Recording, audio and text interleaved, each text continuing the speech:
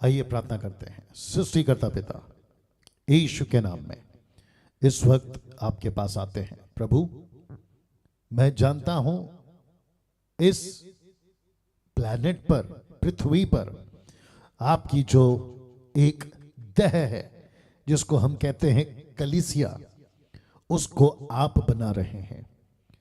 इसमें कोई व्यक्ति शामिल नहीं है, उसकी बुद्धि शामिल नहीं है, उसकी युक्तियां शामिल नहीं है, लेकिन ये सिर्फ आप बना रहे हैं।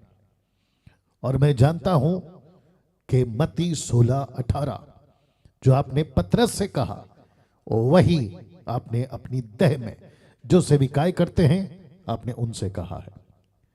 अधलोक के फाटक कलीसिया पर प्रबल नहीं होंगे।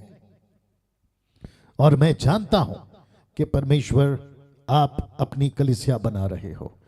प्रभु जी, इस वक्त में हम आते हैं और कहते हैं कि वचन जो जिंदगियां बदलता है, यशाया 55:11, तेरा वचन बिना काम किए नहीं लौटेगा। प्रभु जी, जितने भी दर्शक सदस्य, आपके लोग, आपके बच्चे अगर सुन रहे हैं, देख रहे हैं, प्रभु उन सभी की जिंदगियों में आप काम करें। प्रभु जी, आपको महिमा देते हैं, स्तुति देते हैं, और मैं जानता हूं प्रभु जी आप अपना कार्य करेंगे। ये प्रार्थना यीशु के नाम से मांगते हैं, सुने और दया से कबूल करें। आमीन। जी, आप लोग ताली बजा सकते हैं, प्रभु को महिमा दे सकते हैं, और वो उसके योग्य है। जी हाँ, इस वक्त मसीह मंथन बैठक हिंदी ऑनलाइन चर्च, जिसको आपके ठीक स्क्रीन के ऊपर आप देख पा रहे हैं, इसमें आपका मैं स्वागत करता हूं। आप देश से हैं, विदेश से हैं, 2 प्लेटफॉर्म से इस वक्त में मैं बात कर रहा हूं, और इसलिए मेरी आंखें कभी इधर कभी उधर वो होती हैं, ताकि आपको ये पता हो कि मैं दोनों जगह पर देखकर बात कर रहा हूं। और इस वक्त आपको मैं बताता चलूं कि ये जो रविवार है आपके बीच, ये साल का आखिरी रविवार है, और ठीक उसके बाद या इसको ठीक करना है।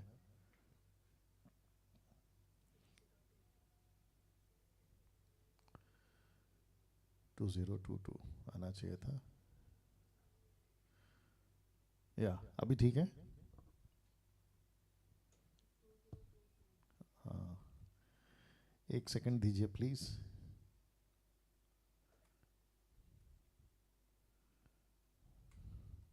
या आई थिंक अभी ठीक है।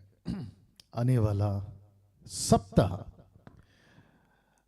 आपके बीच में हम पहला संडे ऑनलाइन चर्च लाएंगे, और मैं आपको अभी से बता दूं कि जहां कहीं से भी आप हैं, 2022 में हम प्रवेश कर चुके हैं और मैं करने वाले हैं। और मैं समझता हूं कि आप सभी को ऐसे ही जैसे आप लोग जुड़े थे, जुड़ते जाना है, और ये जो रविवार हैं ये साल का आखिरी रविवार होगा ना। अच्छा, इसका भी ठीक करना है ना। ओके ना, इसको मैं फिलहाल हटा रहा हूं अभी यहां से, बाद में इसको ठीक करते हैं। जी हाँ, मसीह मंथन बैठक के जितने लीडर्स हैं, उन सभी लीडरों का पहला जूम मीटिंग जो है आने वाला शनिवार आपके बीच में हम करेंगे। तो जितने लीडर्स हैं, आप जिन सभी ने नाम दिया है लीडर्स के व्हाट्सएप ग्रुप में, आप सभी को जुड़ना बहुत ज़रूरी है।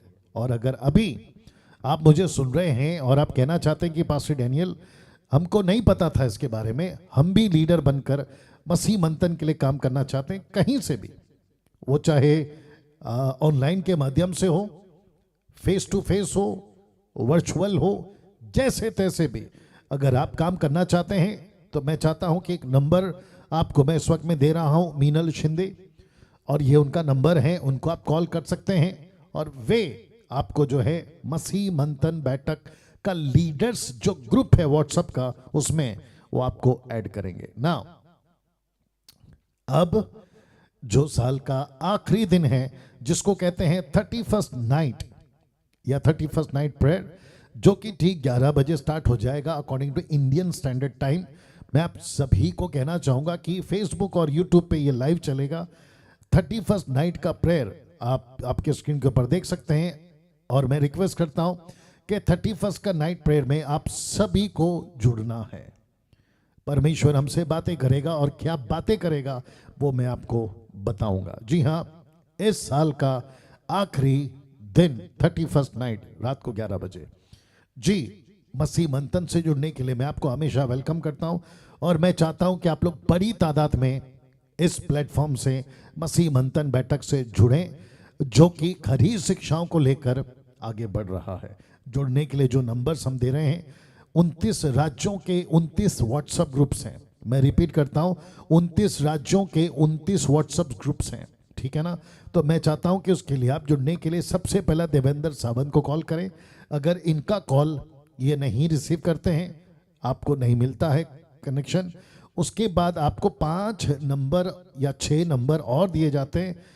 सिस्टर नीता जी हैं, सिमरप्रीत जी हैं, शमी हैं, जितेंद्र हैं और श्वेता जी। इनको आप कॉल कर सकते हैं, और ये आपको जो है ग्रुप में ऐड करेंगे। और जो आपको मैंने नंबर दिया था एमएमबी मैनेजर का, मीनल शिंदे, उनको भी आप लोग कॉल कर सकते हैं। उसके बाद जितने इंटरनेशनल ग्रुप के लोग हैं उन सभी को मैं कहना चाहूँगा, आशा जी को कॉल कर सकते हैं, और वो आपको जो है इंटरनेशनल, एक ही ग्रुप है लेकिन 18 कंट्री से लोग जुड़े हुए हैं, आप उनको कॉल कर सकते हैं। पाकिस्तान से मेरे जितने भाई बहन हैं आप कॉल कर सकते हैं ब्रदर नरेंद्र राव जी को, और वो आपको जो है पाकिस्तान का जो व्हाट्सएप ग्रुप है उसमें आपको ऐड करेंगे। क्लिक कर लो, एक मत मुझे बताओ कैसा दिख रहा है। उसके बाद मसीह मंथन कहाँ कहाँ है। मसीह मंथन इंस्टाग्राम पर है, मसीह मंथन फेसबुक पर है, अभी चल रहा है। मसीह मंथन एमएमबी चैनल जो है वो यूट्यूब पर है, और साथ ही साथ वेबसाइट है www.masihmanthan.com, और साथ ही साथ ऐप जो मसीह मंथन के हैं एंड्रॉयड और iOS यानी एप्पल के लिए, ठीक है ना, उसके लिए उपलब्ध है। उसके बाद बेहद खुशी है कि मसीह मंथन का मैट्रिमोनी या मैट्रिमोनियल स्टार्ट हो चुका है कई समय पहले, और कम से कम 100 से भी ज़्यादा लोग अभी तक शादी के लिए रजिस्ट्री करा चुके हैं। शादी के लिए रजिस्ट्री करा चुके हैं, और ब्रदर हर्षद जी जो हैं वो इसको लीड करते हैं, ठीक है ना। ब्रदर हर्षद जी जो हैं इसको लीड करते हैं, ये उनका नंबर है। आप इनको कॉल करके 500 रुपीज़ रजिस्ट्री है या रजिस्ट्रेशन है, लेकिन अभी तक हम नहीं ले रहे, किसी से भी पैसा नहीं लिया। और उसकी वजह यहां है कि एमएमबी का पर्सनल अकाउंट, जिसमें हम जो है आपकी फीस जमा करेंगे, जो कि सरकार की नज़र में उसका हिसाब किताब हो, उसके चलते हमने अभी तक पैसे नहीं लिए हैं, ठीक है ना। बट आप अपना रजिस्ट्री करा सकते हैं, और जो प्रोसेस है उसको हम बहुत जल्दी आपके बीच में लाएंगे, क्योंकि मैं एमएमबी मैट्रिमोनियल की अलग से ऐप होगी, एमएमबी ऐप होगी, वो सिर्फ शादी के लिए जो मैच ढूंढ रहे हैं जोड़ा, उनके लिए वो रखा जाएगा। साथ ही साथ मंथली सपोर्टर्स के लिए मैं आपको वेलकम करता हूं। जितने सदस्य हैं एमएमबी के या कहीं से भी आपको महसूस होता है कि एमएमबी जो है वो अच्छा काम कर रहा है, लोगों के बीच में रीच आउट हो रहा है, और आप चाहते हैं कि यस पास्टर डैनियल, आपका जो टीम है वो सही काम कर रहा है, जिसके लिए हम तो नहीं जा सकते लेकिन हम कुछ मदद आपकी कर सकते हैं रुपयों के रूप में, मैं आपको वेलकम करता हूं। आगे आइएगा, और आपको ये 2 नंबर पे कॉल करना है, एक है सुमन वैद और दूसरा है मीनल शिंदे। इनको कॉल करिएगा, और आपको देने की प्रक्रिया ऐसी होनी चाहिए, ना दबाव से ना कुड़कुड़ा कर। क्यों? क्योंकि 2 कुरिन्थियों 9:7 कहता है परमेश्वर हर्ष से देने वालों से प्रेम रखता है। इसका आप लोग ख्याल रखें। मैं कभी भी आपको नहीं कहूंगा कि आपको जो है लालच में पैसा देना है प्रभु को, क्योंकि आपको ब्लेसिंग मिलेगी, नहीं, मैं वो कभी नहीं कहूंगा। मैं आपको इनफैक्ट ये कहूंगा कि परमेश्वर को आपको हर्ष से देना है, खुशी से देना है, किसी डर या लालच में आपको नहीं देना है। इस बात का ख्याल आप लोग जरूर रखेंगे ना। साथ ही साथ आज का जो विषय है जिसके ऊपर मैं बात करूंगा वो आपके ठीक स्क्रीन के ऊपर इस वक्त में आ चुका है, एपिसोड नंबर 17।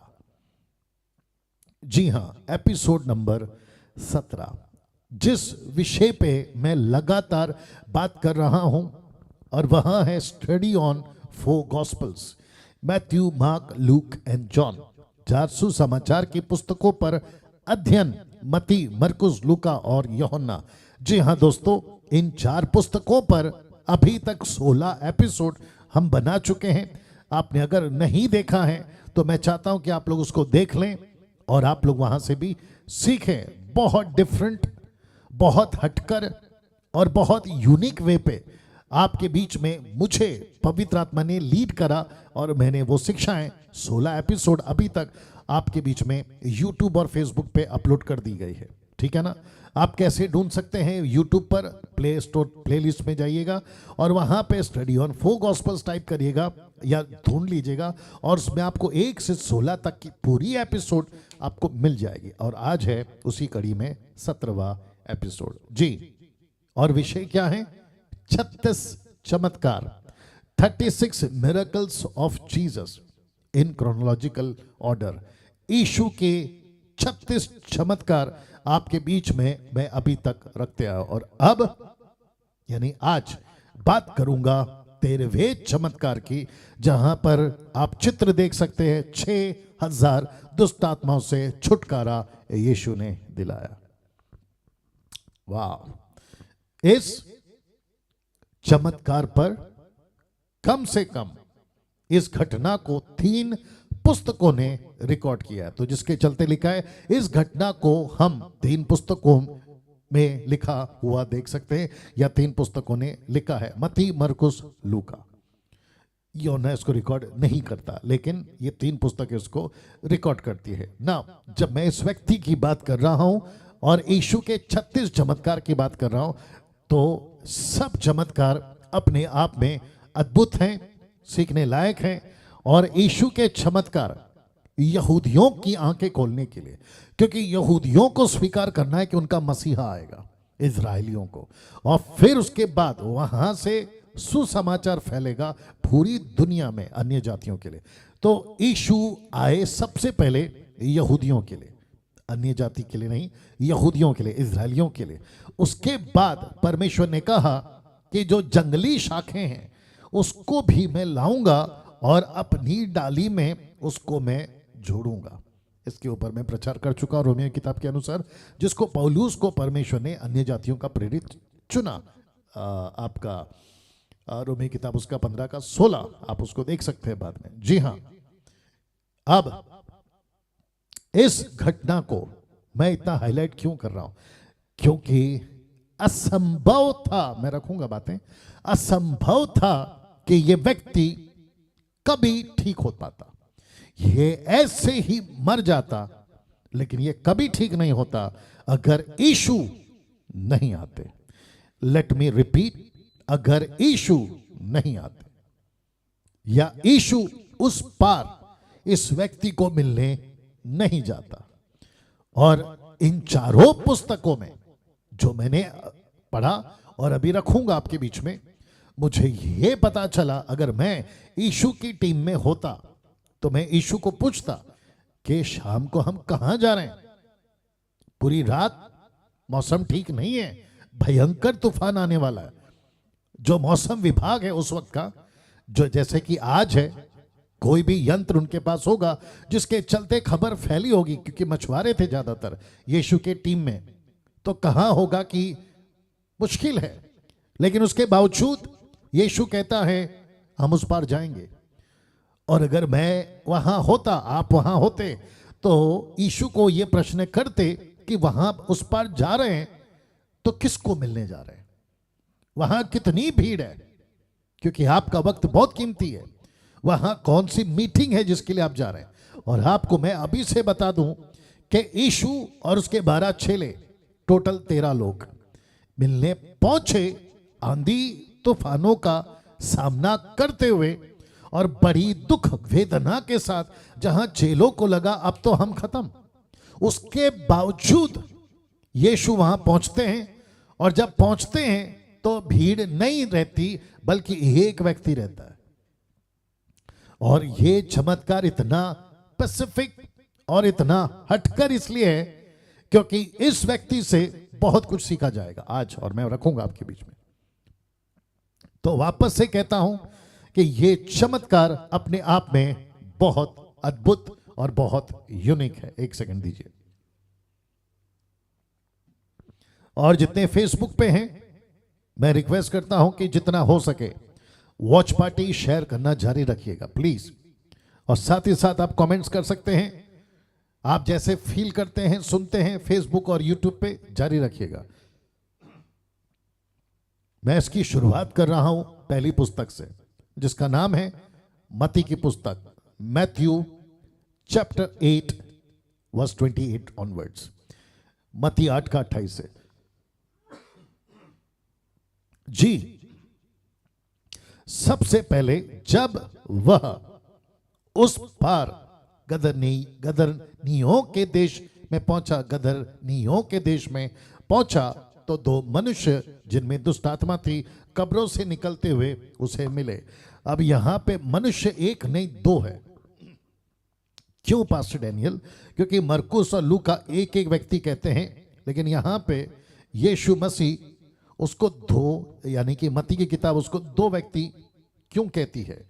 तो मैं आपको जल्दी से बता दूं कि इस घटना के 20 से 30 साल बाद रिकॉर्ड किया गया एक पुस्तक में जिसका नाम है मैथ्यू, मत्ती। जिस व्यक्ति ने लिखा मत्ती, उसको जब स्टडी किया गया, पूछा गया कि एक व्यक्ति था जो दौड़ रहा है, एक व्यक्ति था जो कब्र में रहता है, अभी आपको मिलेगा, एक व्यक्ति था जो दूसरों को मारता था, तो उसको लगा कि एक व्यक्ति नहीं दो व्यक्ति होंगे, क्योंकि 6000 दुष्ट आत्मा है। उसकी स्पीड, उसकी आवाज, उसकी बातें, किसकी? ये आदमी की जिसके अंदर 6000 दुष्ट आत्मा है। तो इशू वो नहीं है कि एक है या दो है, इशू यहां है, समस्या यहां है कि एक व्यक्ति को मिलने यीशु मसीह वहां पहुंचा और उसको चंगाई दी। नाउ इंटरेस्टिंग पार्ट ये है, लिखा है दो मनुष्य जिनमें दुष्ट आत्माएं थी कब्रों से निकलते हुए उसे मिले। किसे? यीशु से मिले। और लाइन कहती है कि जो इतने प्रचंड थे कि कोई उस मार्ग से नहीं जा सकता था। अब आपको एहसास हो गया होगा कि अगर कोई, क्योंकि कोई गया होगा इसलिए तो न्यूज़ आई ना बाहर, जब कोई जाता था तो ये पत्थर से मार देते थे या मारते थे, घायल करते थे। और ऐसी आवाजें होती थी उस रास्ते से जिसका नाम है दिकापुलिस। ऐसी आवाजें आती थी जिसका मतलब है 10 शहरों का रास्ता, मैं बताऊंगा आगे। और जिसके चलते ये इतने प्रचंड थे, माइटी वर्ड आया है, प्रचंड, ठीक है ना? तो जिसके चलते उस रास्ते से कोई नहीं जा सकता था, ये आपको लाइन मिल गई। तो इसका मतलब है कि ये व्यक्ति के अंदर 6000 दुष्ट आत्माएं एक रास्ते को रोक कर रखे हैं ताकि कोई नहीं जा सके। और देखो, उन्होंने चिल्लाकर कहा, हे परमेश्वर के पुत्र, हमारा तुझसे क्या काम। अब मैं रखूंगा आगे दूसरा ट्रांसलेशन इसको कैसे कहता है, मैं आपको बताऊंगा। प्रोस्कुनियो, ग्रीक वर्ड प्रोस्कुनियो, जिसका मतलब है they came and they worshipped him. किसकी? यीशु की। लिखा है, देखो उन्होंने चिल्लाकर परमेश्वर के पुत्र कहा, हे परमेश्वर के पुत्र, हमारा तुझसे क्या काम। मतलब हम जो 6000 दुष्ट आत्मा है, हमारा तुझसे क्या काम, आप यहां पर क्यों आ गए? हम जैसे दूसरों को पत्थर मारते हैं, आपको नहीं मार सकते। और मैं आपको अभी से बता दूं, जो आगे भी बताऊंगा, कि इनके हाथों में पत्थर हो सकता है, छोटा बड़ा, लेकिन जो खड़ा है ना आकर, वो चट्टान है। जी हां, आपने ठीक सुना, वो चट्टान है। और चट्टान सामने खड़ा है और ये पत्थर लेकर मार नहीं सकता आदमी। तो कहता है कि क्या तू हमें समय से पहले दुख देने आए? इसका मतलब है कि अगर तू कह देगा ना कि हम अधलोक में चले जाएं, तो हमको जाना पड़ेगा, क्योंकि तू परमेश्वर है। वाह, तू परमेश्वर है, तू हमको नरक में डाल सकता है, अधलोक में डाल सकता है, जिसको कहते हैं हेडी, वहां डाल सकता है। वचन 30, उनसे कुछ दूर बहुत से सूअरों का एक झुंड चल रहा था। दुष्ट आत्मा ने यह कहकर विनती की, रिक्वेस्ट, विनती की कि यदि तू हमें निकालता है तो सूअरों के झुंड में भेज दे। नाउ ऊपर की लाइन कहती है वहां कोई जा नहीं सकता, नीचे की लाइन कहती है यदि तू हमको निकालता है तो सूअरों में भेज दे। अब आप देखिए कि एक मसीहा के आने से, जिसका नाम है यीशु, उसके आने से आप देख सकते हैं कि टोटल सिस्टम बदल गया है। Can you believe this? Total system बदल गया है। अब इसको रखते हुए मैं क्या कहने की कोशिश कर रहा हूं, ऐसी ही परिस्थिति आपकी भी हो सकती है। पास्टर डैनियल, बहुत प्रचंड है समस्या, कुछ नहीं हो रहा है, कुछ नहीं हो रहा है, रास्ता नहीं दिख रहा है, रास्ते बंद होते जा रहे हैं और कुछ भी अच्छा नहीं हो रहा है। ऐसे टाइम पे किसी को आपकी जिंदगी में प्रवेश करना जरूरी है, और वो कौन है? जिसको दुष्ट आत्माएं जानती हैं। लिखा है ना, हमें तो उससे क्या काम, उनको जानती हैं और साथ ही साथ कहती हैं कि हम तुमसे विनती करते हैं, हमको निकाल रहे हो, जो कि वो निकालेगा, हमको यहां भेज दो। तो इसका मतलब ये हुआ कि आपकी जिंदगी में उसका आना जरूरी है जो नी चीजें आपकी जिंदगी से निकाल सकता है। तुम पत्थर को बुलाओगे, मेरा इशारा समझ में आ रहा होगा, तुम पत्थर को बुलाओगे वो नहीं निकाल पाएगा, तुम लकड़ी को बुलाओगे वो नहीं निकाल पाएगा, तुम किसी आर को, एच को, एम को बुलाओगे नहीं निकाल पाएगा। ये सारी चीजें आपको उस प्रचंड से बाहर नहीं निकाल पाएंगे। या कोई धागा, लाल पीला नीला काला, और किसी प्रकार की कोई अंगूठी जो रात को 12 के बाद में नेशनल चैनल पर और साथ ही साथ फेसबुक पर आकर ये लोग बोलते रहते हैं कि तुम्हारा ये हो जाएगा, अच्छा हो जाएगा, भला हो जाएगा, ये अंगूठी पहनो, ये पत्थर पहनो। तो जिसके चलते मैं आपको बताता चलूं कि किसी ऐसे का आना जरूरी है जो प्रचंड बनकर बैठा है, उससे भी ज्यादा शक्तिशाली, और वो कोई और नहीं, यीशु है, ईसा मसीह, ईसा अलैहिस्सलाम। 31, दुष्ट आत्माओं ने यह कहकर विनती की कि यदि हमें निकालता है तो सुअरों के झुंड में भेज दे। उन्होंने उससे कहा, जाओ। वे निकलकर सुअरों में भेंट गए और देखो सारा झुंड कड़ारे पर से झपटकर पानी में जा पड़ा और डूब मरा। यीशु ने हुक्म दिया और वो निकल गए। अब पहले क्या बताए थे? उस रास्ते से कोई नहीं जा सकता था और वो प्रचंड थे। दूसरे शब्दों में कोई निकाल नहीं सका, मैं रखूंगा। जिसके चलते जब यीशु ने कहा जाओ, निकल जाओ इसके अंदर से, और वो निकल गए। और वह 33 वचन कहता है, चरवाहे भागे और नगर में जाकर ये सब बातें जिनमें दुष्ट आत्माएं थी उनका सारा हाल कहा सुनाया। और ये होता था, जब कोई अद्भुत चमत्कार होता है तो हल्ला मच जाता है। वचन 34, देखो सारे नगर के लोग यीशु से भेंट करने को निकल आए और उसे देखकर विनती की कि हमारे सिवानों से निकलकर चला जा। क्यों? क्योंकि बहुत सारे दुष्ट आत्माएं वहां और भी होंगी। अगर वो दुष्ट आत्माएं निकलती हैं तो दुष्ट आत्मा कहेंगे कि हमको सुअरों में भेजो, और सुअरें मरती चली जाएंगी। तो उनको डर था कि अगर सुअर मरते चले गए तो फिर हमारा कारोबार खत्म। अब आप सोच के देखो, जिस चरवा की 2000 सुअरें ऑन द स्पॉट मर गई, उसका गुस्सा, उसकी तड़प, उसकी बेचैनी कितनी होगी। और ये उसका कसूर नहीं है, यीशु का कसूर नहीं है, जिसके अंदर दुष्ट आत्मा है उसका कसूर नहीं है। दुष्ट आत्माएं मारती हैं, इसलिए तो लिखा है 10 का 10 में योना, चोराता है चोरी करने, घात करने, हत्या करने, सीधा। तो जिसके चलते इसके 2000 सुअर ऑन द स्पॉट मर गए। और ये कहते हैं कि अगर आप यहां रहोगे तो और दुष्ट आत्मा निकालोगे, अगर और दुष्ट आत्मा निकालोगे तो ये लोग जो हैं सुअर मरते चले जाएंगे। नाउ बीच में मुझे किसी ने पूछा था, क्या हम पोक समझते हैं आप लोग? पोक, सुअर का मीट क्या खा सकते हैं? पोक खा सकते हैं, क्योंकि बहुत सारे कल्चर में लोग खाते हैं। तो वापस कहूंगा, आप क्या खाते हैं? रोमियो किताब 14 का 1 से आगे, आप क्या खाते हैं, क्या नहीं खाते हैं? आपका कल्चर आपको क्या इजाजत देता है, आपको किसकी आदत है, वो आपके ऊपर है। लेकिन किसी प्रकार का छोड़ जबरदस्ती बाइबल नहीं करती। ये मीट खाना ही है ऐसा कुछ नहीं है। आप खाते हो नहीं खाते हो, it's up to you all. ये बीच में आया इसलिए मैं बता रहा हूं ना। इसी घटना को मरकुस कैसे कहता है? वो कहता है, झील के पार गिरासनियों के देश में पहुंचे और जब वह नाव पर से उतरा, तुरंत एक मनुष्य, अब आप देख लीजिए, एक मनुष्य, ठीक है ना, जिसमें अशुद्ध आत्मा थी, कब्र से निकलकर उसे मिली या मिला। वह कब्रों में रहा करता था। अब इसकी डिटेल आ गई।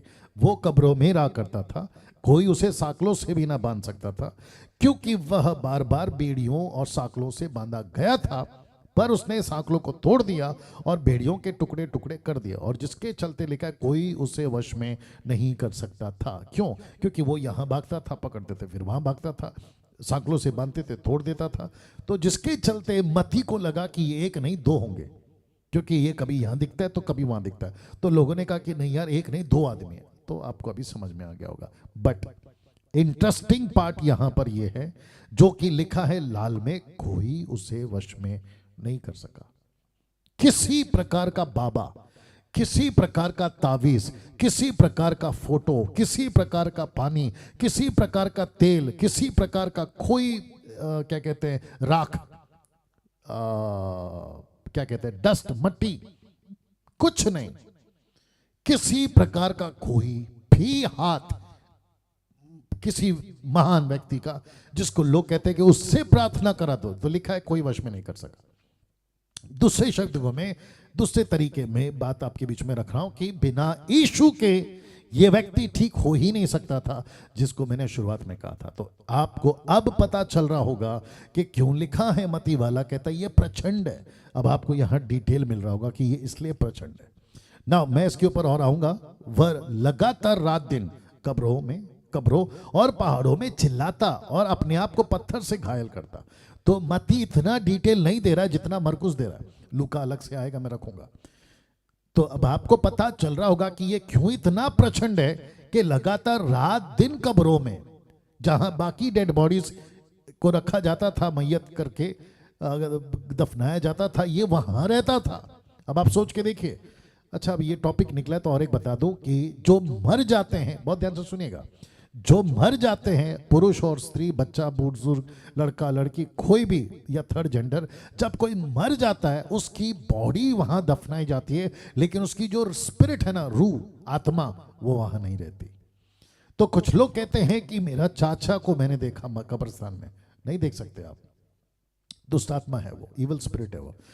अब आप बोलोगे फिर वो चाचा के जैसे आवाज क्यों कर सकी, अंकल के जैसे क्यों आवाज कर सकी, मेरे पिताजी की तरह, मेरी माँ की तरह, भाई बहन की तरह, पड़ोसी की तरह आवाज कैसे कर सकी? तो फिर मेरा प्रश्न है कि जितने भी लोग मिमिक्री करते हैं आज दुनिया में किसी किसी फिल्म स्टार की, वो कैसे कर लेते हैं?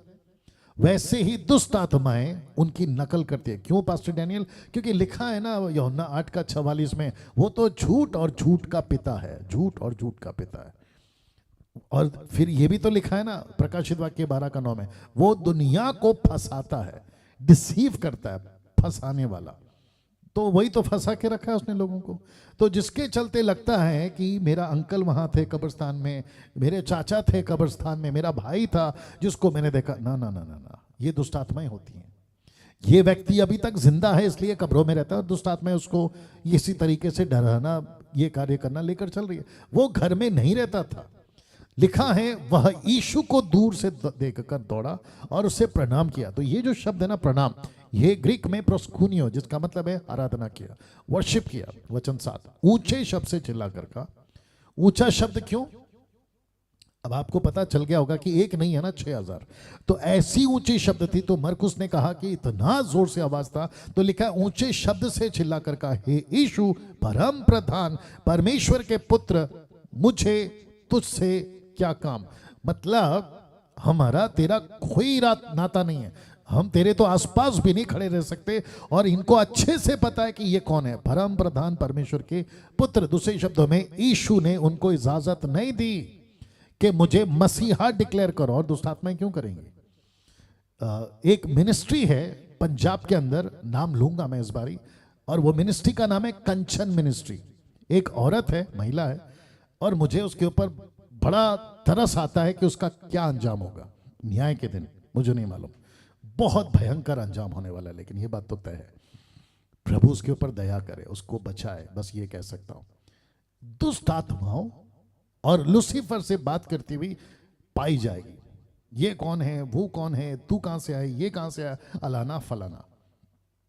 लेकिन मैं आपको बताऊं, यीशु दुष्ट आत्माओं को बोलने की इजाजत नहीं देता, एंड दिस इज बिब्लिकल। आप टोटल 4 किताबें उठा के देख लो, कहीं पे भी एक का रेफरेंस तो मैं आपको अभी दे देता हूं। मरकुस का किताब, उसका पहला अध्याय, वचन 35 से आगे, 34, 35, 34 से भी पढ़ लीजिएगा। इजाजत नहीं देता, इजाजत नहीं देता। लेकिन ये महिला कंचन मिनिस्ट्री, ये महिला इजाजत देती है और कहती है कि बात कर। मुझे वापस कहूंगा, दया था उसके ऊपर कि उसका क्या होगा अंत के दिनों में, न्याय के दिन में। लेकिन उससे ज्यादा दुख इस बात का है कि भारत के लोग ऐसे हैं जो कहते ना कि किसी के ऊपर भी विश्वास कर ले, रात को 12 बजे पत्थर रख दो, उसकी आराधना शुरू। बोले अचानक से आ गया चमत्कार है तो वर्शिप शुरू। मुझे नहीं समझ में आता कि ये इतने अंधभक्त कैसे हो सकते हैं। तो यहां पे दुष्ट आत्माएं कहती है हमारा तुझसे क्या काम, मतलब हम तो तेरे आसपास भी नहीं खड़े रह सकते। और दुष्ट आत्माओं को अच्छे से पता है कि ये मसीहा कौन है, ये मसीह। और यीशु ने इजाजत नहीं दी कि मुझे आप लोग जो है पब्लिकली अनाउंस करो, और तुम्हारे मुझे तो बिल्कुल नहीं। तो मैं इन सभी मसीह भाई बहनों को कहता हूं कैसे किसी भी प्रकार का क्या कहते हैं ना धमकता चमकता और ऐसा धड़पड़ वाला जो मिनिस्ट्री होता है उसके पीछे आकर्षित नहीं होना, आकर्षित नहीं होना। दुष्ट आत्माओं अगर किसी महिला पुरुष को पकड़ता है, यीशु ने एक ही चीज किया है, डांटा है और कहा चले जाओ। लेकिन आप लोगों ने देखा होगा यूट्यूब पे फेसबुक पे इनको मंच पे बकायदा बुलाया जाता है। और एक बंदा है बजिंदर सिंह नाम का, पंजाब के अंदर, पता होगा आपको, वो तो आगे बुलाता है, कहता है कि इसको आगे लेकर आओ, फिर खूब तमाशा होता है। वो भी पूछता है कहां से आए, क्यों छोड़ के आएगा, कहां से आई, एड्रेस ले रहा है, ये सब तमाशा चलता है साहब। और मुझे नहीं पता कि जो पब्लिक ताली बजा रही होती किस बात के लिए बजा रही होती है। यीशु ऐसे इंटरटेन दुष्ट आत्माओं के साथ कभी नहीं किया, ना यीशु ने किया, ना पतरस ने किया, ना पौलुस ने किया, किसी ने नहीं किया। आप पूरा बाइबल उठाकर देख लीजिए ना, लिखता है मैं तुझे परमेश्वर की शपथ देता हूं कि मुझे पीड़ा ना दे। तो यीशु को दुष्ट आत्माओं को पीड़ा देने का हक था, क्योंकि उसने उनसे कहा था हे अशुद्ध आत्मा इस मनुष्य में से निकल आ, मतलब इस व्यक्ति के अंदर से बाहर आ जा। अब इसको देखिए वचन 9, उसने उनसे पूछा तेरा नाम क्या है। क्यों ये प्रश्न क्यों, मैं आपको बताता हूं। वो इसलिए है क्योंकि अगर ये नहीं पूछते तो कभी नहीं पता चलता। क्या मैं रखने जा रहा हूं, उसने उससे कहा मेरा नाम सेना है क्योंकि हम बहुत हैं, ये कभी नहीं पता चलता। तो पूछा यीशु ने तेरा नाम क्या है, और वो नाम क्या बता रहे, हमारा नाम सेना है। इसका मतलब है कि हम एक ऐसे झुंड हैं, ऐसे ग्रुप हैं 6000 का या उससे भी ज्यादा, ग्रीक ट्रांसलेशन कहता है मोर देन 6000। एक ऐसा ग्रुप है जब हम किसी में जाते हैं तो पूरे ग्रुप के साथ जाते हैं, लीजन्स भी बोल सकते हैं आप उसको, सेना। My goodness. तो यीशु बताना चाह रहे थे आपको और मुझको कि ऐसा भी हो सकता है, और ऐसा हुआ। और उसने उनसे बहुत विनती की हमें इस देश से बाहर ना भेज।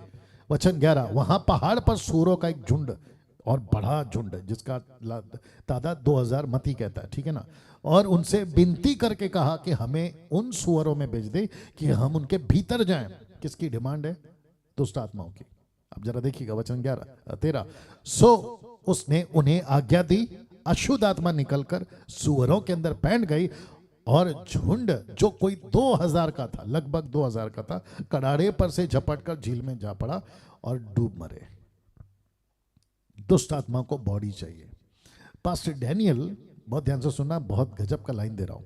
पास्टर डैनियल, सुअर मर क्यों गए, मतलब सुअर जिंदा क्यों नहीं, मर क्यों गए। मैं आपको बता दूं कि मनुष्य का शरीर, अविश्वासी हो या विश्वासी हो, किसी भी वर्ग का हो, लड़का हो या लड़की हो, पुरुष हो या स्त्री हो, इतनी क्षमता रखता है कि दुष्ट आत्माओं को अपने अंदर वो झेल सकता है। और दुष्ट आत्मा इतनी स्ट्रांग है कि अगर उसको मनुष्य का शरीर के अलावा किसी और का शरीर मिला तो वो शरीर दुष्ट आत्मा को झेल नहीं सकता। वाह। और जिसके चलते सुअर मर गए, क्योंकि वो बर्दाश्त नहीं कर सके, उसकी जो फोर्स है ना दुष्ट आत्माओं की, वो ताकत को झेल नहीं सके। मनुष्य झेल पाएगा, क्यों, क्योंकि परमेश्वर ने मनुष्य की बॉडी को ऐसा बनाया है। क्या बात है, अद्भुत। वचन 14, उनके चरवाहों ने भागकर नगर गांव में समाचार सुनाया, और जो हुआ था लोग उसे देखने आए। यीशु के पास आकर उसको, जिसमें दुष्ट आत्माएं थी, अर्थात जिसमें सेना समाई थी, याद आ गया, सेना समाई थी, कपड़े पहने सचेत बैठे देखकर डर गए। अब मत्ती इसको नहीं लिखता, लेकिन मरकुस लिखता है कि कपड़े पहने और सचेत बैठे देखकर डर गए। सचेत मतलब समझते, बिल्कुल परफेक्ट। तो लगे हाथ ये भी कह दूं कि यीशु इस व्यक्ति को सिर्फ चंगा नहीं करता, उसको सिर्फ ठीक नहीं करता, लेकिन उसका जो शरीर है उसको ढकता है। तो अब आप सोचिए, जब मैंने पहले कहा कि यीशु कहता है 13, माफ करे 12 लोगों को यीशु को मिला के 13, कहता है कि चलो उस पार। बोला क्यों? बोला मीटिंग है। क्या लेना है? कपड़े ले लेना, एक जोड़ी कपड़े ले लेना। साथ में देखो सचेत बैठे देगा, कई दिनों से नहाया नहीं, साबुन ले लेना, कंघी ले लेना, आईना ले लेना, पता नहीं क्या क्या ले लेना, ताकि इस व्यक्ति को जब मैं ठीक करूं तो ये सचेत बैठा दिखाई दे। आप देख सकते हैं कि कपड़े पहने और सचेत बैठे देखकर डर गए। दूसरे शब्दों में यह व्यक्ति बिल्कुल आम व्यक्ति की तरह दिख रहा था, एक नॉर्मल व्यक्ति की तरह दिख रहा था। ये कौन कर सकता है? यीशु कर सकता है। तो मैं आपको ये भी बता दूं कि जब यीशु आपको ठीक करता है तो वो सिर्फ ठीक नहीं करता, आपको काबिल बनाता है कि आप समाज में रह सको। वाह, फिर से बोलूं, आपको काबिल बनाता है कि आप समाज में रह सको। आपको कपड़े भी देगा, इसलिए तो लिखा है ना, तुम कपड़े की, खाने की, पीने की, कि हम क्या पहनेंगे चिंता क्यों करते हो? यीशु कहता मैं दूंगा। तो अभी जितने दर्शक देख रहे हैं, 1200 से भी ज्यादा लोग, मैं आपको बताता चलूं कि यीशु आपके साथ में भी ऐसे ही करेगा।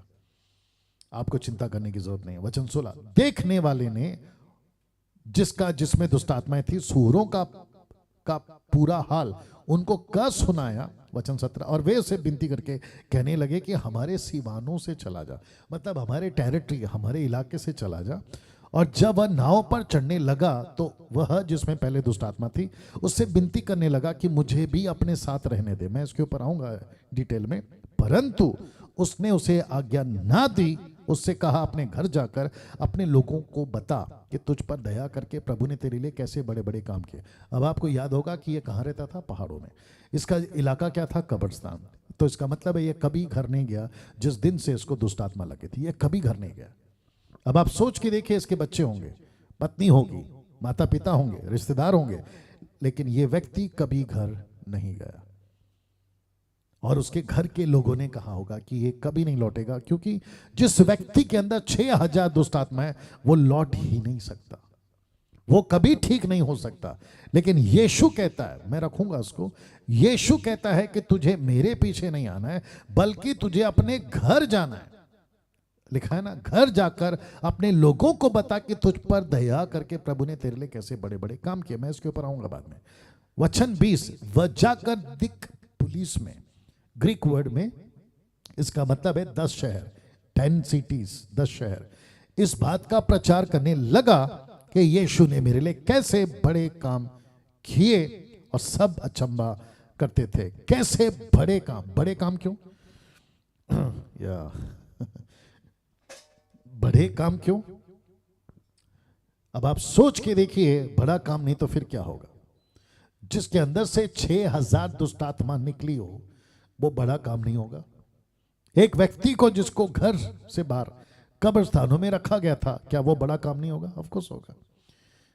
अब क्योंकि मुझे इसके ऊपर आना है, लेकिन आखिरी किताब लूका, उसका एंगल दे रहा हूं, 8:26, लूक 8:26 ऑनवर्ड्स कहता है, फिर वे गिरासनियों के देश में पहुंचे जो उस पार गलील के सामने है। अब ये डिटेल में आ रहा है क्योंकि लूक हमेशा डिटेल में लिखता है। लूका वचन 27, जब वह किनारे पर उतरा तो उस नगर का एक मनुष्य उसे मिला। एक मनुष्य, मती कहता है 2, मरकुस कहता है 1, लूका कहता है 1, उसे एक मनुष्य मिला, मतलब वो खुद आया, उसको आकर मिला। जैसे ही उतरा सामने आ गया, जिसमें दुष्ट आत्माएं थी, प्लूरल फॉर्म, बहुवचन। बहुत दिनों से ना कपड़े पहनता था, ना घर में रहता था, वरन कब्रों में रहता था। अब क्लियर हो गया? ना कपड़ा है, ना घर है, दोनों से वंचित। अब ये किसकी याद दिलाता है? अधन की वाटिका, जो मैंने कल प्रचार किया था और परसों भी किया था। अधन की वाटिका, घर छीन लिया, अधन की वाटिका, महिमा का कपड़ा छीन लिया। तो दुष्ट आत्मा का यह काम है, आपको खुदा के घर से अलग और खुदा के कपड़े से, जिसको महिमा का वस्त्र कहते हैं, उससे अलग। यीशु ने दोनों दिया, कलीसिया दी खुदा का घर, कपड़े दिए धार्मिकता का वस्त्र। क्या बात है, ताली बजा सकते हैं आप। लिखा है, ना कपड़े पहनता, ना घर में रहता, वरन कब्रों में रह करता था। वचन 28, वह यीशु को देखकर चिल्लाया, उसके सामने गिरकर ऊंचे शब्द से कहा। अब इसको देख लीजिएगा, गिरकर, दंडवत, मुंह के बल गिरकर यीशु को दंडवत करता है। कौन करते हैं? दुष्ट आत्मा। अब मैं आपको, जो तमाशा चलता है ना अलग अलग शहरों में, कि जिसके अंदर दुष्ट आत्मा होती है उसको पीछे गिराते हैं और वो पीछे गिरती है। वाह, यहां पे देखिए, ये मुंह के बल गिर रहा है। प्रस्कोनियो का मतलब है मुंह के बल।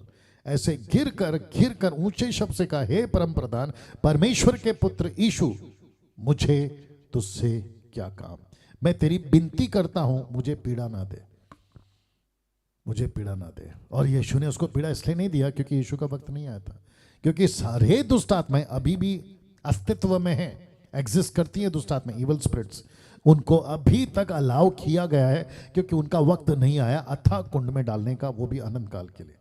दूसरे शब्दों में दूसरी मृत्यु, आग की झील। वाह बहुत सारी जानकारी आपको मिल रही है, अद्भुत है ना। मुझे एक और चीज इसमें से आपको देना है और मैं देना चाहूंगा। दुष्ट आत्माएं परमेश्वर के सामने ज्यादा देर खड़ी रहना नहीं चाहती। आप यहां देख लीजिएगा, नहीं चाहती। वो कह रही हैं कि हमें दुख ना दे, हमको पीड़ा ना दे, बल्कि हमको यहां से कहीं और भेज दे, हम तेरा सामना नहीं कर सकते। फिर मुझे नहीं समझ में आता है, कई पावर्स मीटिंग में, जिसको वो लोग कहते हैं, बहुत सारी चंगाई छुटकारे के समय में दुष्ट आत्माएं घंटों नाचती कैसी हैं, तमाशा कैसे करती हैं, और ऊपर से ये जो सो कॉल्ड सेवक लोग हैं ये उनको लेकर तमाशा करते रहते हैं। और मैं तो ताज्जुब हो गया। कभी कभी कई जगहों पे जब हम वर्शिप के लिए जाते थे 7-8 साल पहले, तो मैं देखता था कि जो सेवक होता था, नाम तो खैर अभी नहीं लूंगा, जो सेवक होता था वो कहता था पानी लाओ, जो नेचुरल पानी है ना, वो पानी मंगाता था और उसको कहता था ये यीशु का पवित्र लहू है और हम तेरे को ऊपर फेंक रहे हैं, छोड़ दे इस आदमी को। तो यीशु का पवित्र लहू को लेकर तुम दुष्ट आत्मा के ऊपर डाल रहे हो, क्या मूर्खता है बताइए। दिमाग की बत्ती जलाइए मेंटोस की गोली खाइए और दिमाग की बत्ती जलाइए, कैसे पॉसिबल है। फिर कहते हैं पवित्र आत्मा का आग हम तेरे ऊपर ला रहे हैं। हाउ इज पॉसिबल, कैसे होगा ये पवित्र आत्मा का आग? पवित्र आत्मा मनुष्य के लिए दिया गया है, कलीसिया के लिए दिया गया, तुम उसको उठाकर दुष्ट आत्मा पे डाल रहे हो। थोड़ा बुद्धि का इस्तेमाल करो। फिर कहते हैं प्रभु की उपस्थिति आ रही है तेरे ऊपर। वाह, प्रभु ने कब कहा कि मेरी उपस्थिति मैं दुष्ट आत्माओं को दूंगा? दुष्ट आत्माओं को एक ही चीज करना है। यीशु कहता है मरकुस का किताब उसका 16 का 17 में, डांट, दुष्ट आत्माओं को डांट, दैट्स इट। ये आपका काम है, ये मेरा काम है। लेकिन हम लोग क्या करते हैं, उसको पालते हैं, 1-1 घंटा 2-2 घंटा के लिए उसको पालते हैं, उसको मंच पे खूब नचाते हैं और फिर इसका फुटेज बनता है जो यूट्यूब पे डालता है। और पब्लिक पागल है ना, पब्लिक पागल है ना, ऐसा तमाशा देखती है और फिर कहती है क्या पावरफुल पास्टर है, क्या पावरफुल सेवक है। अब उनको कौन बताए कि यह आपका मनोरंजन कर रहा है दुष्ट आत्मा की ओर से, और जो यीशु को बिल्कुल पसंद नहीं है। एनीवे, अकल आ जाए तो अच्छी बात है, नहीं तो फिर बेड़ा गर्क है। 29, क्योंकि वह उस अशुद्ध आत्मा को उस मनुष्य में से निकलने की आज्ञा दे रहा था, इसलिए कि वह उस पर बार बार प्रबल होती थी, और यद्यपि लोग उसे सांकड़ों बेड़ियों से बांधते थे तो भी वह बंधनों को तोड़ डालता था। दुष्ट आत्मा उसे जंगल में भगाए फिरती थी। अब आपको पता चल गया ऐसी हालत थी इस आदमी की। तो यीशु चाहता था कि भविष्य में जब मसीहा का प्रचार हो तो 36 चमत्कार में एक अद्भुत चमत्कार ये भी शामिल हो। अन्यथा बहुत चमत्कार किए हैं, बट स्पेसिफिकली इसको ऐड करवाया कि बोलो दुनिया को कि यीशु की ताकत ऐसी है। 30, यीशु ने उससे पूछा तेरा क्या नाम है? उसने कहा सेना, क्योंकि हम बहुत दुष्ट आत्माएं इसमें पैंट गई। अब आपको पता चल गया, जी हाँ। 31, उन्होंने उससे विनती की कि हमें अथाह कुंड में जाने की आज्ञा ना दे। वचन 32, वह पहाड़ों पर सूअरों का एक झुंड, बड़ा झुंड चल रहा था 2000 का। सो उन्होंने उससे विनती की कि हमें उसमें पैठनी दे, सो उसने उन्हें जाने दिया। नाउ ये टोटल कन्वर्सेशन में मुझे क्या फील हो रहा है पता है, या क्या महसूस हो रहा है कि दुष्ट आत्माएं ना यहाँ जा सकती हैं, ना यहाँ जा सकती हैं, ना उसके अंदर रह सकती है, ना सामने खड़ी रह सकती हैं। वो ऐसी तड़प रही हैं क्योंकि अगर यीशु कहता नहीं तब तक ये निकल ही नहीं सकती, ये पता चल रहा है। तो कहती है हमें निकलने की आज्ञा तू दे ताकि हम सुअरों में जाएं। तो मुझे क्या पता चल रहा है यहां पर, बहुत ध्यान दीजिएगा बात को, मुझे यह पता चल रहा है कि कितना दबदबा यीशु का अंधकार की ताकतों पर है। ये आपको समझना होगा। मैंने कल चेंबूर के चर्च में ये प्रचार किया था कि अगर मसीह आपके अंदर है, यीशु आपके अंदर है, किसी जादू टोना से, किसी दुष्टात्मा से, किसी भी प्रकार का काला कौवा, काला बिल्ली, काला धागा आपको डरने की जरूरत नहीं, बिल्कुल नहीं है। ये दिमाग में घुसाइए आप लोग। एनीवे 33वां वचन लिखा है, तब दुष्टात्माएं उस मनुष्य में से निकलकर सूअरों में गई और वे झुंड कड़ाड़े पर से झपटकर झील में जा गिरा, डूब मरा। 34 चरवाहे ये जो हुआ था देखकर भागे, नगर और गांव में जाकर उसका समाचार कहा। लोग यह जो हुआ था उसे देखने के लिए निकले। यीशु के पास आकर जैसे दुष्टात्मा निकली थी, उसे यीशु के पांव के पास कपड़े पहने सचेत बैठे हुए पाकर डर गए। 36 देखने वालों ने उसको बताया कि वह दुष्ट आत्मा का सताया हुआ मनुष्य किस प्रकार अच्छा हुआ। 37 वह गिरासनियों के पास लोगों ने यीशु से विनती की, हमारे यहां से चला जा, क्योंकि उन पर बड़ा भय छा गया था, और वह नाव पर चढ़कर लौट आया। जिस मनुष्य में से दुष्ट आत्माएं निकली थी वह उससे विनती करने लगा कि मुझे अपने साथ रहने दे, परंतु यीशु ने उसे विदा करके कहा, अपने घर को लौट जा और लोगों से कह दे कि परमेश्वर ने तेरे लिए कैसे बड़े बड़े काम किए। वह जाकर सारे नगर में प्रचार करने लगा कि यीशु ने मेरे लिए कैसे बड़े बड़े काम किए। ना, ये 3 किताबों का स्टोरी मैंने बता दिया। अब प्रश्न उठता है, इस घटना से हम क्या सीख सकते हैं। ये चित्र मैंने जानबूझ के रखा है ताकि मैं आपको बता सकूं, वो कपड़े नहीं पहनता था, उसकी हालत बहुत खराब थी, ये बताता। इस घटना से हम क्या सीख सकते हैं। सबसे पहले, दुष्ट आत्माएं यीशु को जानती हैं। जी हाँ, ताली बजा सकते हैं आप, प्रभु को धन्यवाद दे सकते हैं। दुष्ट आत्माएं यीशु को जानती हैं। अगर कोई कहता है जो जिसके अंदर दुष्ट आत्माएं यीशु कौन है मैं नहीं जानती, तो वो झूठ बोल रही है। और आपको पता है दुष्ट आत्माएं झूठ बोलती हैं। सबसे पहले दुष्ट आत्माएं यीशु को जानती है, दूसरा यीशु की आराधना करती हैं, तीसरा यीशु की आज्ञा मानती हैं। अद्भुत अद्भुत। यीशु को जानती हैं, यीशु की आराधना करती हैं और यीशु की आज्ञा मानती हैं। और यही तो आपने तीनों किताबों में देखा, जिसके चलते मैंने आपको डिटेल में समझाया। उसके बाद यीशु ने एक ऐसे मनुष्य को ठीक किया जो प्रचंड बन चुका था, प्रचंड बन चुका था, जो इतने प्रचंड थे, मत्ती 8:28, और कोई भी उसको वश में नहीं कर सका। इसके लिए रखा। तो यीशु ने, इससे हम ये सीख सकते हैं कि यीशु ऐसे लोगों को भी ठीक कर सकता है जिसको इस प्लैनेट पे कोई ठीक नहीं कर सकता। अब आप यीशु की ताकत का अंदाजा लगा लो। क्या बात है। रिपीट करूं, अच्छा लगा मुझे। यीशु ऐसे लोगों को भी ठीक कर सकता है जो इस प्लैनेट पे कोई ठीक नहीं कर सकता। इससे आप यीशु की ताकत का अंदाजा लगा लो।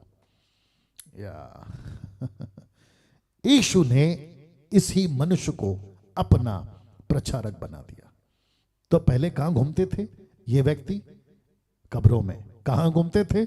पहाड़ों पर।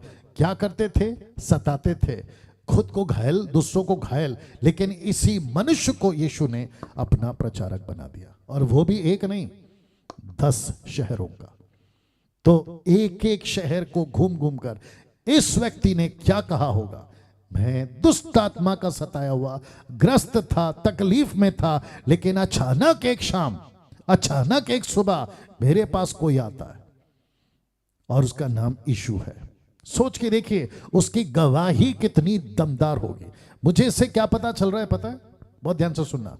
आपके पास में भी आसपास ऐसी कोई गवाही है, आपकी जिंदगी में भी ऐसी कोई घटना घटी थी जिसको यीशु ने ठीक किया। नाराज नहीं होना जो मैं बोलने जा रहा हूं, बट लगेगी, आपको अंदर लगेगी। आप क्या किए पता है? आपने यीशु को लिया, यीशु के ब्लेसिंग को लिया, यीशु के मिरेकल्स को लिया, यीशु की सारी छुटकारे को लिया, लेकिन खुद तक रखा, बाहर नहीं गए। आप सेल्फिश हो गए, आप स्वार्थी हो गए, और साथ ही साथ आपने कहा कि ओ मेरा हुआ है भला, अब मैं नहीं कहीं चला, मैं कहीं नहीं जाऊंगा। यीशु कहता है जा, सबको बता। लेकिन आप मुंबई के लोग, पूना के लोग, नागपुर के लोग, और एक चीज बोल देता हूं, ये नाम निकला इसीलिए क्योंकि बड़ा तमाशा चलता है यहां पर। मैं आपको बता देता हूं कैसे। मसीह लोग आपस में ही मसीहों को बताते हैं कि यीशु कितना मान है, और ऐसे बोलते वक्त में, मराठी में बोलूंगा, उनको लाज तक नहीं वाटता, शर्म भी नहीं आती। मसीह लोग मसीह लोगों को ही बताते कि यीशु कितना महान है। फिर पास्टर को कहते मैं गवाही देना चाहता हूं संडे को, और पास्टर भी कुछ बोला हाँ हाँ संडे को गवाही दो। तो फिर ऊपर बैठा प्रभु बोलता है बेटा उसको गवाही दे जिसको नहीं पता। इसलिए का तमाशा चलता है, साउथ में चलता है, नॉर्थ में चलता है, पता नहीं कहाँ कहाँ चलता है। या इसमें से बाज आइए, बाहर निकलो इसमें से और पता लगाओ कि किसको आपकी गवाही की जरूरत है, ताकि वो व्यक्ति सही जगह पर आपकी गवाही को सुन सके। या दैट्स इंपॉर्टेंट।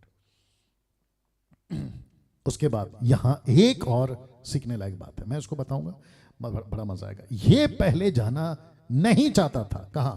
10 शहरों में ये नहीं जाना चाहता था। ये पहले जाना नहीं चाहता था जिसको यीशु ने अभी अभी ठीक किया। वचन 18 देखो क्या लिखा है। जब वह नाव पर चढ़ने लगा तो वह जिसमें पहले दुष्ट आत्मा थी उससे विनती करने लगा कि मुझे अपने साथ रहने दे, परंतु उसने उसे आज्ञा ना दी।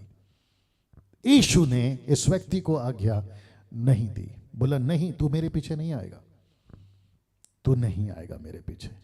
अगर आज होता, आज कोई सेवक होता, अगर ये प्रश्न पूछता कि मैं यीशु के पीछे जा रहा हूं, मुझे अभी अभी ठीक किया है, यीशु जी नाव पर बैठे हैं, मैं उनके पीछे जाऊं, तो वो जो सेवक है ना, जिसका मसीह मंथन, मसीह का काम, मैंडेटरी, ग्रेट कमीशन, महान आज्ञा को पूरा करने वाला मन नहीं है, वो कहेगा अरे तुम भी जाओ, यीशु के पीछे जाओ।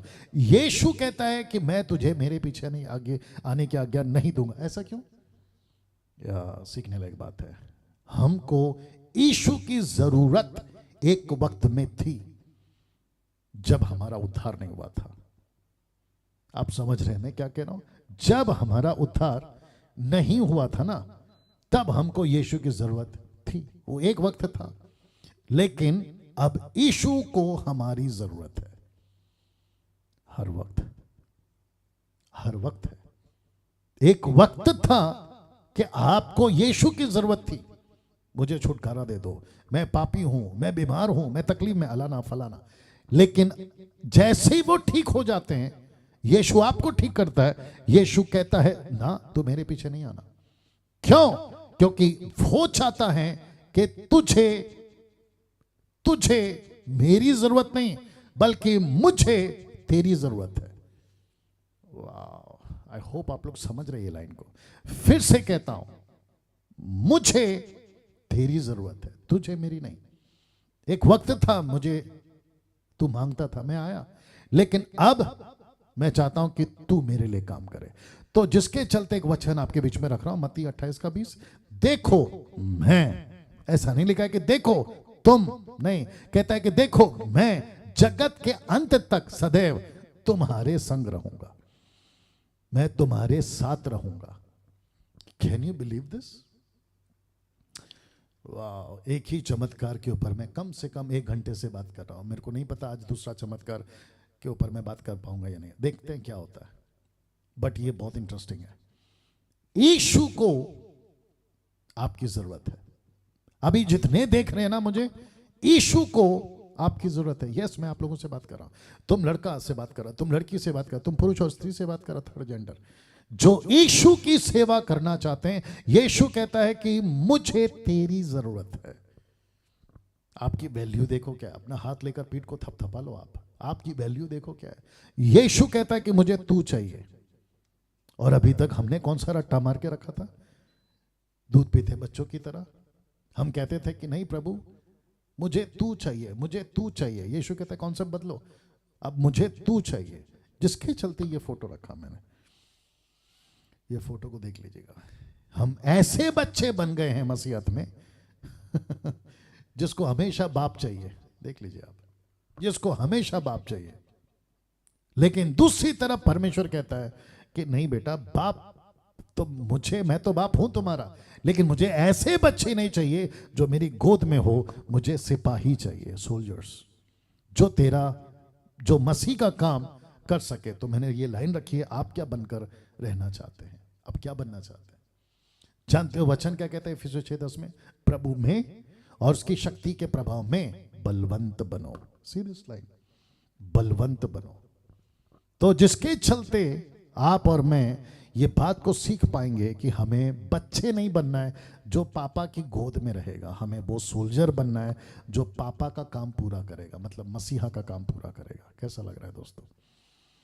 तो जितने अभी देख रहे हैं 2021 आपका खत्म हो गया, अभी 2022 स्टार्ट होने वाला है 5-4 दिन के बाद में।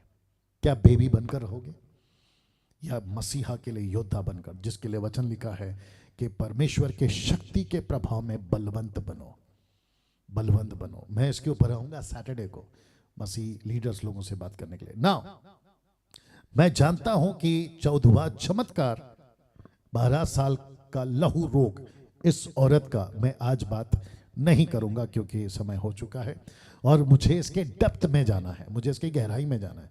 तो आज सिर्फ और सिर्फ एक ही चमत्कार पे मैंने बात किया है और वो है एक ऐसा व्यक्ति जिसको यीशु ने अपना प्रचारक बना दिया। और लाइन क्या कहती है, बड़ा अच्छा लगता है मुझे, कहती है कि मुझे तेरी जरूरत है, सदैव मैं तुम्हारे संग रहूंगा। हम गाना क्या कहते हैं, मुझे तेरी जरूरत है। यीशु कहता है ना बेटा गाना बदल दे, मुझे ऐसा मत गा कि मुझे तेरी जरूरत है, ऐसा कहा कि मैं तुझे चाहता हूं, यीशु को तेरी जरूरत है, ऐसे आना होगा अब आपको। सो मैं चाहता हूं कि ये जो बाकी जो चमत्कार हैं मैं आपको अगले संडे बताऊंगा। फिर से आपको याद दिला दूं कि 31st नाइट प्रेयर जो कि 31 तारीख दिसंबर को होगा 11 बजे, मैं चाहता हूं कि आप उसमें जुड़े। और फिर उसके बाद में एपिसोड नंबर 18 जो कि साल का पहले रविवार होगा, मैं उसके ऊपर आऊँगा। और फिर से आपको याद दिला दूं कि मंथली सपोर्टर्स के लिए मैं आपको वेलकम करता हूं। बहुत सारा काम करना है, प्रभु का राज्य को फैलाना है, ठीक है ना।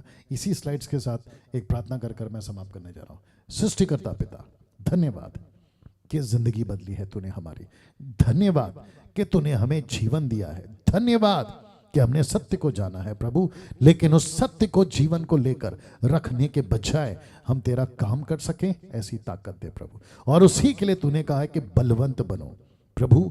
जितने लोग देख रहे हैं वे सारे के सारे बच्चे बनकर नहीं बल्कि बलवंत बनकर तेरा काम कर सके। आदर महिमा आपको देता हूं, यह प्रार्थना यीशु के नाम से मांगकर सुने और दया से कबूल करें, आमीन जी। बहुत बहुत धन्यवाद। इस वीडियो को खूब शेयर करें और 31 तारीख को जो रात को हम मिलेंगे, मैं चाहता हूं कि आप लोग सब उसमें जुड़े और बड़ी तादाद में जुड़े और ये वीडियो को खूब शेयर करें। जो यूट्यूब पर लोग अभी देख रहे हैं, आपने मेरे चैनल को सब्सक्राइब नहीं किया जरूर करिएगा और आइकन बेल दबाइएगा ताकि जब वीडियो अपलोड होती है आप लोगों तक पहुंच जाए। अपना ख्याल रखें। जय मसीह।